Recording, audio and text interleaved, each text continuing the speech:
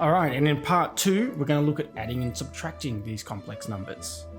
So as I said in the earlier section, you have to treat the real numbers and the imaginary numbers as differently. So in this case, you treat them like different variables, all right? So let's look at this algebraic example here. A plus bi is one complex number and c plus di is another complex number. And you can see on the right here, the real component of our result is the addition of the real components of the other two, and the imaginary component is the addition of the imaginary coefficients from the other two. And the same goes with subtraction. I've subtracted away the second coefficient from the first one in both the real and the imaginary components. So essentially, addition of the complex numbers is the same as the real numbers. It's important to state these rules formally. If we have these three imaginary numbers, Z1, Z2, Z3, then under the rules of addition, they are commutative. Okay, that means I can add them in different orders. They're associative, so it doesn't matter how I group the addings together. And 0 is the additive identity. And of course, identity just means when you do this thing, nothing happens, okay? So Z plus 0 is Z. And we also have an inverse. And that is saying that when I do this thing, there exists a particular number that when I do them together, they bring me back to the identity. So Z plus minus Z equals 0.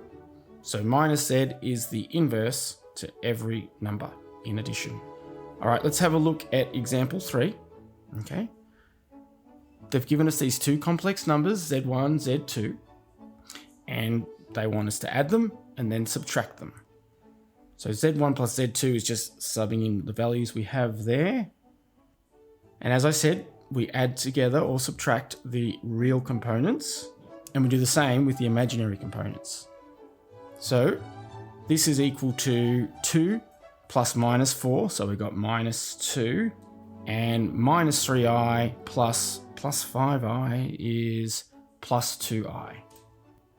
So if I just copy those down, okay, for the next one I'm going to be doing subtraction, and I should be clear, so that Z1 plus Z2 is equal to 2 plus 2i. Now if I'm going to subtract them, I'm still going to focus on the real components in one aspect and then the imaginary components. So 2 minus 4 gives me 6, and minus 3 minus 5 gives me minus 8i. So when I've added them together, I've got minus 2 plus 2i, and when I've subtracted them, I've got 6 minus 8i. There's just one other thing for this section, and that is multiplication by a constant. So if you had your Z, A plus BI, and if I multiplied this complex number by a constant number, you can just put the constant out the front with the brackets, and it's a real number.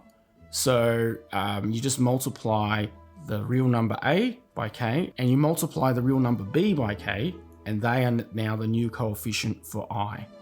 So it's really straightforward. There's nothing to be worried about there.